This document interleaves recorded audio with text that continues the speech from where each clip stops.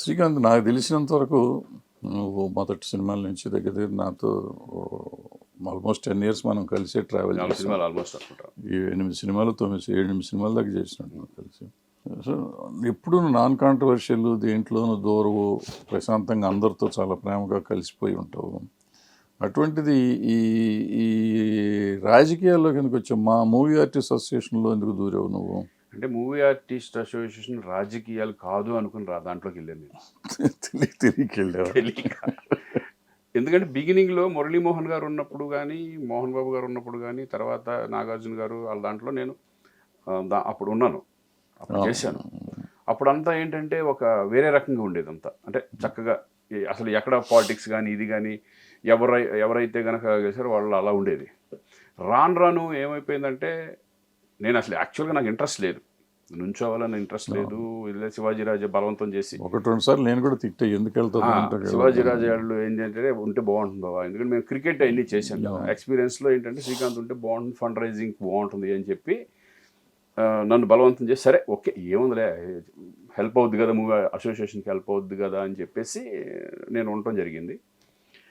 ఆ టైంలో కొన్ని ఇన్సిడెంట్లు, అది మీ అందరికీ తెలుసు, అది ఇండస్ట్రీ వాళ్ళు అందరికీ తెలుసు. అది మేము ఒక ఫంక్షన్ అమెరికాలో ఫంక్షన్ చేసినప్పుడు జరిగిన ఇన్సిడెంట్, డబ్బులు ఇదైపోయిందని, మ్యానిపులేషన్ అయిపోయిందని, ఇదని ఒకళ్ళు మా మీద బుర్ర చల్లడం, అది కాంట్రవర్సీ. మేము వేసిన కాంట్రవర్సీ కాదు, వాళ్ళు మా మీద ఒక కాంట్రవర్సీ చేశారు. దాన్ని అందరూ సినిమా ఉన్న పెద్దలందరూ అది నిజమా అబద్ధమా, లేదా కమిటీ చైర్మన్ నేనే, కమిటీ చైర్మన్ మీరే, మీరు కూడా చెప్పారు, ప్రెస్ మీట్ పెట్టి చెప్పలేదు కానీ మొత్తం మీద అట్లా సర్ది చెప్పేశారు.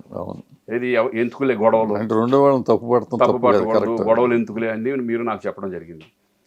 ఇక దాని తర్వాత అది జరిపోయింది, ఇన్సిడెంట్ జరిగింది, దాంట్లో ఏమి లేదని తేల్చారు. అది ఎందుకు అలా చేశారు అనేది వాళ్ళకే, వాళ్ళ విద్యుత్కి వదిలేస్తాం, అది ఎందుకు చేశారు ఏంటి అనేది. దాని గురించి ఇప్పుడు డిస్కషన్ అనవసరం, ఎందుకంటే అయిపోయిన దాని గురించి మనం తోగుకోవడం అనేది అది కరెక్ట్ కాదు అని నా ఉద్దేశం. వాళ్ళకున్న ఎమోషన్స్ వాళ్ళకి అప్పుడు ఉంటాయి, వాళ్ళు ఏ ఉద్దేశంతో చేశారు అనేది మనకు తెలియదు. బట్ చాలా హర్ట్ అయినాను. ఫస్ట్ టైం మా మీద ఇంత కష్టపడి చేస్తున్నా కూడా ఇలా చేశారు అంటే అప్పుడు గుర్తొచ్చింది, ఓహో ఇది కూడా రాజకీయంగా తయారైపోయింది అసోసియేషన్ అని. ఎప్పుడైతే రాజకీయంగా తయారైపోయిందో అప్పటి నుంచి నేను ఇంకా ఉండకూడదనే డిసైడ్ అయ్యాను. మళ్ళీ అయినా సరే మొన్న లాస్ట్ టైం ప్రకాష్ రాజ్ గారి ప్యానల్లో మళ్ళీ నన్ను బలవంతం చేసి, అంటే ఒకటి నేను ఉండను అంటే కనుక ఎవడో ఏం చేస్తలేదు, బట్ సేమ్ బాగుంటుంది, కొంచెం మంచి పనులు చేద్దాము అనేది ప్రకాష్ రాజు వీళ్ళందరూ చెప్పబట్టి మళ్ళీ ఉండటం జరిగింది. మీకు తెలుసు అది ఒక రకరకాలుగా వెళ్ళిపోయింది. అది కాంట్రవర్సీ అనలేండి, అది కాంట్రవర్సీ ఏం కాదు. ఒకళ్ళకొకళ్ళు అనుకోవడం, అప్పటికప్పుడు వాళ్ళు గెలవాలని వాళ్ళు, మేము గెలవాలని మేము, ఒకళ్ళ మీద ఒకళ్ళు అలా వేసుకోవడం, అది సామాన్యమే. బట్ ఏదేమైనా ఒక పాలిటిక్స్ని మైర్పించే విధంగా మన మూవీ ఆర్టిస్టేషన్ జరిగిపోయింది అనేసి నేను అనుకున్నాను. ఇంకా లైఫ్లో అంటే నేను డిసైడ్ అయ్యింది ఏంటంటే దాని జోలికి వెళ్ళకూడదని డిసైడ్ అయ్యాను. కానీ నా ఉద్దేశంలో మీరంతా రిజైన్ చేయాల్సింది. గెలిచిన వాళ్ళు ఎంతమంది గెలిచిన వాళ్ళు కంటిన్యూ అయ్యి అసోసియేషన్ కోసమే కదా మీరు కంటెస్ట్ చేశారు. ఇటు గెలిచిన వాళ్ళు అటు గెలిచారు, అటు గెలిచిన వాళ్ళు అటు గెలిచారు, కలిసి కంటిన్యూ ఎందుకు చేయలేకపోయారు మధ్యలో? దీనికి రీజన్ చెప్తాను. అంతకుముందు సేమ్ ఇలాగే జరిగింది, కొంతమంది ఇటు కొంతమంది అటు. నరేష్ గారు అయినప్పుడు తర్వాత ఇక్కడ శివాజీరాజు ప్యానల్లో గెలిచిన వాళ్ళు వాళ్ళు అయ్యారు. అక్కడ ఏమి వర్క్ జరగకపోతే ఏం చేశారు, వీళ్ళు ఉండబట్టి మేము చేయలేకపోయాం, వీళ్ళు మాకు ప్రతిదానికి అడ్డుపడుతున్నారు అని చెప్పేసి చెప్పడం జరిగింది. వాళ్ళు చేయకపోగా ఆపోజిట్ మీద అబాండాలు వేశారు, వీళ్ళ మూలాన మేము చేయలేకపోతున్నాం అని. ఆ ఉద్దేశంతో ఈసారి ఏం చేసామంటే, సరే ఓకే ఒక పని చేయండి, మొత్తం మీరే ఎవరెవరైతే మీ టీం ఉందో మీ టీంని పెట్టుకొని మీరు చేయండి. ఎందుకంటే రేపు పొద్దున ఏమైనా జరిగింది అనుకోండి మళ్ళీ మా మీద వేసే ఇది ఉంటుంది. ఓన్లీ దట్ ఆ ఉద్దేశంతోనే ఏం చేసామంటే, ఇక్కడ పదవుల కోసం రాలేదు కదండి, ఇక్కడ మెంబర్స్ వీటి కోసం మేము రాలా. మేము అందరూ గెలిచిన వాళ్ళు అందరం ఒకటి అనుకుని, వద్దు ఇది మళ్ళీ గొడవలు ఇంకా కంటిన్యూ అవుతూనే ఉంటుంది, ఇది ఇక్కడతో స్టాప్ అవుతుంది ఇది అని చెప్పి ఒకరోజు కూర్చొని మా మీటింగ్ పెట్టుకుని అందరం రిజైన్ చేసేసి వాళ్ళకి అబ్జెప్పేసి, మీకు అడ్డు కూడా రాం, అసలు మీరు ఏం చేస్తున్నా చేయకపోయి మేము అడగం, ఎందుకంటే మాకు సంబంధం లేదు ఇంకా అని చెప్పేసి బయటకు వచ్చేసాం. కానీ నాకు తెలిసిన శ్రీకాంత్ అజాత్ శత్రువు, వాడికి ఏ రకమైన కాంట్రవర్సీలోకి వెళ్ళడు, దేనికి వెళ్ళడు కదా. ఈ వర్గం అనేది ఎందుకు వచ్చింది? మేము వెళ్ళిపోతాం అనటం కాకుండా అందరినీ కలుపుతానికి ఎందుకు శ్రీకాంత్ ట్రై చేయలేదు? అందరినీ కలుపుడానికి అది చెప్తున్నాను కదా, పాలిటిక్స్లో మీకు సాధ్యం అవుతుందా? చేయాలి. అదే శ్రీకాంత్ అని నేను నమ్మాను. నాకు వాళ్ళకంటే తెలిసి గొప్పవాడు కాదు ఇక్కడ. ఒకప్పుడు ఇప్పుడు బిగినింగ్లో మీరు చూసారు క్రికెట్ మ్యాచ్ ఎందుకు స్టార్ట్ అయింది? ఓన్లీ నలుగురితో స్టార్ట్ చేసాం క్రికెట్ మ్యాచ్. అంటే మూవీ ఆర్టిస్ట్ ఫండ్ లేని టైంలో ఫండ్ కావాలి అనుకున్నప్పుడు ఎలా చేస్తే బాగుంటుంది అనుకుంటే నాకు పుట్టిన ఐడియా ఏంటంటే క్రికెట్. అంటే నాకు బాగా ఇంట్రెస్ట్ కాబట్టి క్రికెట్ ద్వారా మనం చేద్దాం. ఎందుకంటే ఈ డ్యాన్సులు చేసి అవి చేసి కొంచెం ఇదిగా ఉంటుంది, ఇదైతే బాగుంటుంది అనుకుని క్రికెట్ స్టార్ట్ చేయడం జరిగింది. అప్పుడేంటి చిరంజీవి గారు, నాగార్జున, వెంకటేష్, బాలకృష్ణ, నాకు తెలిసి ఇండస్ట్రీలో ఉన్న ఆర్టిస్టులు అందరూ క్రికెట్లో పాల్గొన్నారు. 3 సీజన్స్, 3 సీజన్స్.